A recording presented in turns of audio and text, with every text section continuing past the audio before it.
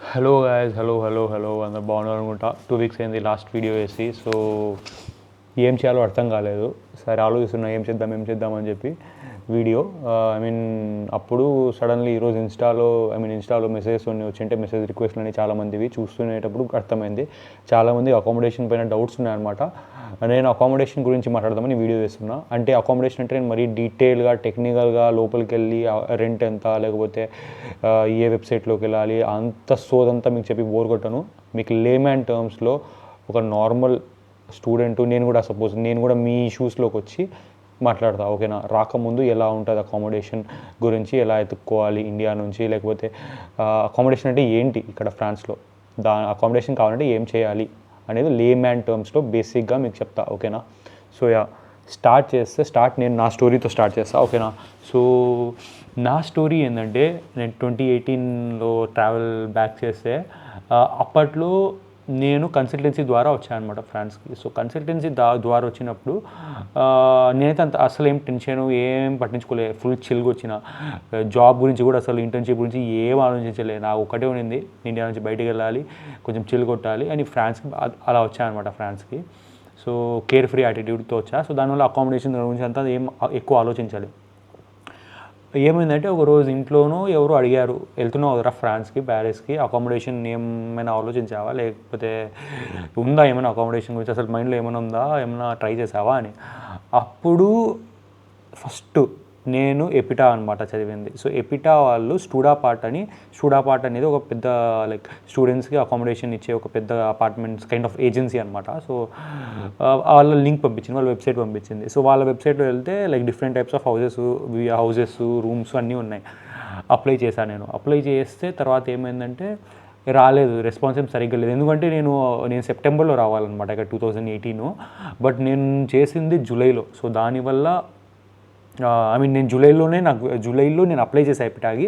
ఆగస్ట్లో వీసా వచ్చింది. 1 మంత్ గ్యాప్లో నేను అప్లై చేసా స్టూడాపార్ట్లో అపార్ట్మెంట్స్కి. నాకు ఏం అకామిడేషన్ దొరకలే. సో చిల్, మనమంతా పట్టించుకోము, దొరకపోతే ఏంటి ఇంకో దాంట్లో ఎక్కడికైనా వెళ్దాంలే అని నేను చిల్ కొట్టినా. సో నెక్స్ట్ ఏమైందంటే ఇంకా వెళ్ళే ఒక 1 వీక్ ముందు, సో 1 వీక్ ఉంది ఇంకా వెళ్ళడానికి. ప్యారిస్ ఫ్లైట్ నాకు 1 వీక్లో ఉందనమాట. అప్పుడు ఇంకా ఇంట్లో అంత ప్రెషర్ ఎక్కువైంది, అకామిడేషన్ చూడరా అని. అప్పుడు ఏం చేశానంటే, మా కన్సల్టెన్సీ ఉన్నాడు కదా చెన్నైలో, నేను వాడి పేరు చెప్పాను, వాడు ఒక పెద్ద ఇది ఎందుకులే వాడి గురించి కానీ. సో మా కన్సల్టెన్సీ ఉన్నాడు కదా ఇక్కడ చెన్నైలో. సో వాడికి ఫోన్ చేసి, సార్ ఇలా ఎవరైనా ఉన్నారా మీకు తెలిసిన వాళ్ళు, లైక్ ప్యారిస్లో అకామిడేషన్ కావాలి నాకు అంటే, అప్పుడు నాకు ఒక కాంటాక్ట్ ఇచ్చాడనమాట, ఇద్దరు తమిళ వాళ్ళ కాంటాక్ట్. సో వాళ్ళు స్టూడెంట్స్, ఎపిటా స్టూడెంట్సే, వాళ్ళు ఎక్స్ ఎపిటా స్టూడెంట్స్ అనమాట, సీనియర్స్ వాళ్ళు. సో వాళ్ళు ఇక్కడ ప్యారిస్లో ఉన్నారు. సో వాళ్ళ అపార్ట్మెంట్లో పైన ఇంకో అపార్ట్మెంట్ ఖాళీ. సో వాళ్ళ నెంబర్ ఇచ్చాడు ఫస్ట్. సో వాళ్ళకి ఫోన్ చేసి వాళ్ళు ఏం చెప్పారంటే, తమిళ వాళ్ళు ఏం చెప్పారంటే, ప్యారిస్లో ఉన్న వాళ్ళు నాకు ఫోన్ చేసి, బ్రో ఇలా మా అపార్ట్మెంట్లో పైన అపార్ట్మెంట్ ఇల్లు ఖాళీ ఉంది, ఆల్రెడీ ఇంకా 3 తెలుగు వాళ్ళు బుక్ చేసుకున్నారు ఇల్లు, ఆ రూము, దానిలో 4 ఉండొచ్చు అపార్ట్మెంట్లో అని చెప్పి, ఇంకో ప్లేస్ ఉంది ఖాళీగా, 3 ఆల్రెడీ బుక్ చేసుకున్నారు, నువ్వు వస్తావంటే రా అన్నారు. నేను సరే ఇంకా ఆలోచించకుండా నేను అడ్వాన్స్ పంపించేసాను. అడ్వాన్స్ ఆ టైంలో వచ్చి నాకు 300 యూరోస్, మేము షేరింగ్ కదా 4 ఒకే ఒక రూమ్లో. సో అడ్వాన్స్ వచ్చి 300 యూరోస్ అరౌండ్ ఉండింది. సో వచ్చా, ఇక్కడ ప్యారిస్లో దిగినాక ఆ రూమ్ చూస్తే నాకైతే it was a nightmare. ఇప్పుడు కూడా నాకు అసలు ఇప్పుడు అనిపిస్తుంది, నాకు ఇండియాలో నుంచి అసలు రూమ్ ఫొటోస్ అవన్నీ సరిగ్గా చూడకుండా, రీసెర్చ్ చేయకుండా అకామిడేషన్ తీసుకుంటే ఎలా ఉంటుంది, ఎంత కష్టంగా ఉంటారని చెప్పి ఇక్కడ వచ్చి దిగ్గానే ఆ రూమ్లోకి ఎంటర్ అయితే, సో ఆ రూమ్ అయితే ఎంత ఘోరం ఉండిందంటే, నాకు అసలు వాక్ కూడా చేయలేము రూమ్ లోపల అనమాట. అంత చిన్న రూము, ఆ హైటు అంత లైక్ రూఫ్కి నాకు తగిలేది, అండ్ చాలా ఘోరంగా ఉండింది. అండ్ ఇంకా మాకైతే వెళ్ళిన ఫస్ట్ 1 వీక్ అయితే హాట్ వాటర్ కూడా లేదు. సో అంత కష్టాలు పడ్డాము. అదిగా రూమ్మేట్స్ కూడా తెలియదు కదా ఎవరు ఎలాంటి వాళ్ళు అని చెప్పి. సో వాళ్ళతో కూడా కొంచెం కైండ్ ఆఫ్ మిస్అండర్స్టాండింగ్ ఉండింది. బట్ రైట్ నౌ వాళ్ళతో నా బెస్ట్ ఫ్రెండ్స్, ఒక్కొక్కరు ఒక ప్లేస్లో ఉన్నారు. బట్ స్టార్టింగ్లో అలా ఉండిందనమాట. సో రూమ్ అయితే ఘోరము. అది కాక రూమ్ ఏమంటారు, కాంట్రాక్ట్ ఇస్తారు కదా, హౌస్ కాంట్రాక్ట్ యాక్చువల్గా ఫ్రీగా ఇవ్వాలన్నమాట, రెంట్ అడ్వాన్స్ కడితే. ఇక్కడ మాకు తెలిసిన వాళ్ళే ఈ తమిళ వాళ్ళు, ఓకేనా. సో వీళ్ళు మాకు తెలిసిన వాళ్ళే మా దగ్గర హౌస్ కాంట్రాక్ట్ ప్రింట్ చేసి ఇవ్వడానికి 250 యూరోస్ తీసుకున్నారు. అంటే అరౌండ్ ఆ టైంలో 24-23 వేలు హౌస్ కాంట్రాక్ట్ ప్రింట్ చేసి తీసుకున్నారు, ప్రింట్ చేసి ఇవ్వడానికి తీసుకున్నారు హౌస్ కాంట్రాక్ట్కి. సో అంత ఘోరంగా ఉండిందనమాట మాకు ఆ టైంలో, ఓకేనా. సో అది ఉన్నింది. ఇంకోటి ఏంటంటే, ఎపిటా మా కాలేజ్ దూరము, సో వెళ్ళడం రావడం అంతా కష్టంగా ఉండింది. సో కమ్యూట్ చేయడం కూడా చాలా కష్టము, పబ్లిక్ ట్రాన్స్పోర్ట్స్ దొరికేటివి కావు. సో ఇంకా ఇదంతా అవ్వదులే అని చెప్పి 1 month ఉన్నాం ఆ అకామిడేషన్లో. తర్వాత దాన్ని ఖాళీ చేసి తర్వాత ఇక్కడ ఫ్రాన్స్లో మీకు తెలీదు, ఇక్కడ చైనీస్ అకామిడేషన్స్, చైనీస్ వాళ్ళు చాలామంది, వాళ్ళు చాలా హౌసెస్ ఉంటాయి వాళ్ళకి, వాళ్ళు వచ్చి వాళ్ళ ఇల్లులు, వాళ్ళ హౌసెస్లు, వాళ్ళ అపార్ట్మెంట్స్ వాళ్ళు స్టూడెంట్స్కి రెంటల్కి ఇస్తారనమాట. సో అలా మాకు ఒక చైనీస్ ఏజెన్సీ దొరికింది, వాళ్ళ ద్వారా మాకు ఒక అపార్ట్మెంట్ రెంటల్కి దొరికింది అనమాట. అపార్ట్మెంట్ అంటే ఒక ఇల్లు కింద నుంచి పైన వరకు డిఫరెంట్ హౌసెస్ ఉంటాయి. ఒక బిల్డింగ్, ఒక కాంప్లెక్స్లో, ఆ కాంప్లెక్స్లో వచ్చి ఒక 4-5 ఇల్లు ఉన్నాయి. అంతా మన వాళ్ళే, మేమంతా బుక్ చేసుకొని మేము ఆ పాత బోకు ఇల్లు ఉంది కదా, స్టార్టింగ్లో వెళ్ళిన 1 month ఉన్న ఇల్లు, ఆ ఇల్లు వదిలేసి సామాన్లన్నీ తీసుకొని ఈ ఇంటికి షిఫ్ట్ అయిపోయాము. సో ఈ ఇంట్లో ఎంతంటే రెంటు, ఈ ఇంట్లో ఇది ఎలా అంటే ఒక కిచెను, ముందింట్లో అయితే ముందు ఉన్నా కదా 1 month ఫస్ట్ రాగానే, దాంట్లో అయితే కిచెన్, బాత్రూము, హాల్ అంతా ఒకే చోట అనమాట. బట్ ఇప్పుడు షిఫ్ట్ అయిన అపార్ట్మెంట్లో అయితే మాకు కిచెన్ సపరేటు, పెద్ద హాల్ సపరేటు, కబోర్డ్ సపరేటు, తర్వాత బాత్రూమ్ సపరేటు, మొత్తం క్లీన్గా ఉండింది. సో దీనికి మేము 700 euros ముగ్గురికి పే చేసాం. సో 700 euros డివైడెడ్ బై 3 వేసుకోండి ఎంత అవుతుందో. సో నేను అరౌండ్ 240-230 euros పే చేసాను, అంటే 20,000 రెంట్ పే చేసేవాడిని ఆ టైంలో. 2018 ఆ టైంలో. సో అలా ఉండింది. సో మీకు అర్థమేంటది ఇక్కడ ఎలా ఉంటాయి అకామిడేషన్ని. కొన్ని అకామిడేషన్స్ ఎలా ఉంటాయి, మ్యాక్సిమం ఇలా షేరింగ్లో ఉంటారు స్టూడెంట్స్. ఇక్కడ ఫస్ట్ అకామిడేషన్ అయితే అలా దొరికింది మాకు అన్లక్కీలీ. సెకండ్ అకామిడేషన్ అయితే ఇలా ఏజెన్సీని తీసుకున్నాము. సో చైనీస్ ఏజెన్సీస్ మ్యాక్సిమం మీకు స్టూడెంట్స్కి ఇచ్చేస్తారు, ఎందుకంటే వాళ్ళకి తెలుసు, స్టూడెంట్స్ గురించి వాళ్ళకి తెలుసు, వాళ్ళ బిజినెస్ మెయిన్ మోటివ్ ఆఫ్ బిజినెసే వాళ్ళకి ఈ స్టూడెంట్స్కి అకామిడేషన్స్ ఇవ్వాలని వాళ్ళ మెయిన్ ఆబ్జెక్టివే. సో ఇచ్చేస్తారనమాట వాళ్ళు, నో ఇష్యూస్. అండ్ ఈ second type of accommodation Chinese ఏజెన్సీని పట్టుకొని అలా తీసుకోవడం. థర్డ్, నేను మీకు ఇక్కడ ఉన్న రీసెర్చ్ చేసి ఏం చెప్పట్లేదు, మళ్ళీ చెప్తున్నా, నేను నా జర్నీని మీకు చెప్తున్నా. నా జర్నీ ఐ మీన్ అకామిడేషన్ జర్నీని మీకు తెలియజేస్తున్నా. హెల్ప్ అవ్వచ్చు, అవ్వకపోవచ్చు. ఏమైనా డౌట్స్ ఉంటే నో ప్రాబ్లం, ఇన్స్టాలో DM చేయండి, నేను రిప్లై చేస్తాను, లేకపోతే కామెంట్ సెక్షన్లో కామెంట్లు చేయండి, నో ప్రాబ్లం. సో ఇది నా జర్నీ, అకామిడేషన్ జర్నీ ఈ లాస్ట్ 6 years ఫ్రాన్స్లో అనమాట. సో సెకండ్ అకామిడేషన్ అది అయిపోయింది. సో 2018 to 2019 వరకు, కాలేజ్ అయ్యే వరకు అక్కడ చైనీస్ ఏజెన్సీ ఇచ్చిన ఇంట్లో ఉండినాం. సో ఈ టైంలో మేము ఆ ఇంట్లో ఉండినాం కదా, ఆ టైంలో కొంతమంది ఫ్రెండ్స్ ఉండినారు, వాళ్ళు క్రూజ్ అంటారు. క్రూజ్ అంటే గవర్నమెంట్ స్టూడెంట్ అకామిడేషన్స్ అనమాట. సో గవర్నమెంట్ ఫండెడ్ అంటారు, ఏమంటారు తెలియదు, స్టూడెంట్ అకామిడేషన్స్. క్రూజ్ అనేది గవర్నమెంట్ వాళ్ళు ఇచ్చే స్టూడెంట్ అకామిడేషన్స్. ఇక్కడ రెంట్స్ చాలా తక్కువ ఉంటాయి, చాలా అంటే చాలా తక్కువ ఉంటాయి రెంట్స్. సమ్టైమ్స్ మీకైతే లైక్ 250 euros 200 eurosకే ఒక ఇండివిజువల్ స్టూడియో, అంటే ఇండివిజువల్ ఇల్లే దొరికిస్తుంది. ఒక కిచెన్, ఒక బెడ్రూము, ఒక బాత్రూమ్ అలా దొరికిస్తుంది. సో చాలా మంచి అపార్ట్మెంట్స్. కొంతమందికి అయితే 100 euros 150 euros కూడా దొరికిన ఛాన్సెస్ ఉన్నాయి, నేను చూస్తున్నా. ఓకేనా.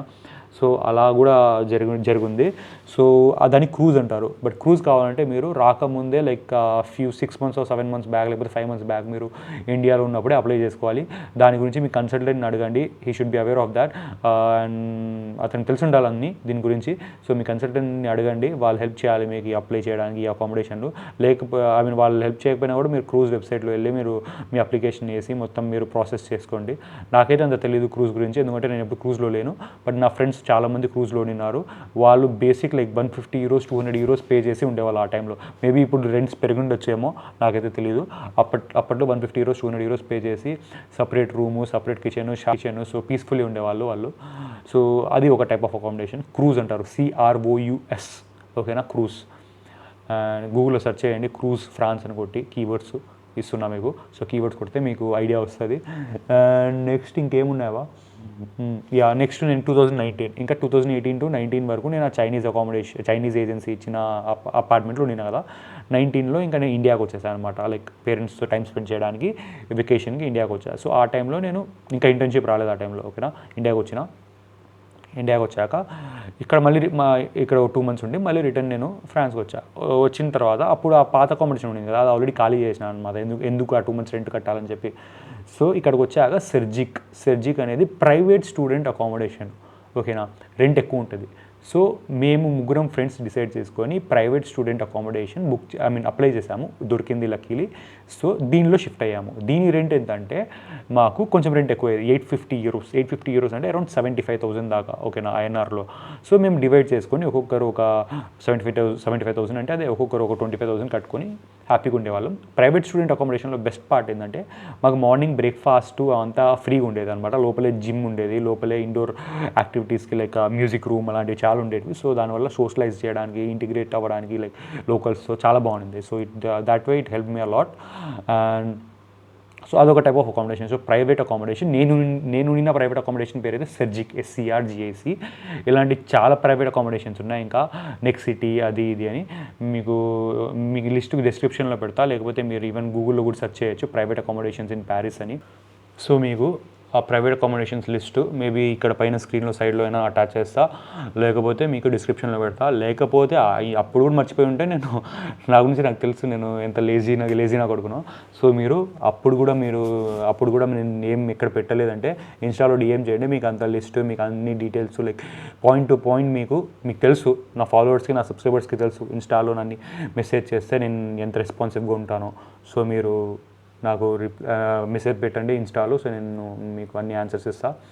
సో సో అది ప్రైవేట్ అకామిడేషన్ అనమాట. సో ఫస్ట్ చెప్పిన అకామిడేషన్స్లో 3 చెప్పిన. ఫస్ట్ ఏంటంటే నేను వెళ్ళిన అకామిడేషనే మన లోకల్స్ని ఎవరినో ఒకటి పట్టుకొని ఏదో ఒక చెత్తరమైన అకామిడేషన్లో షేరింగ్లో వెళ్ళడము.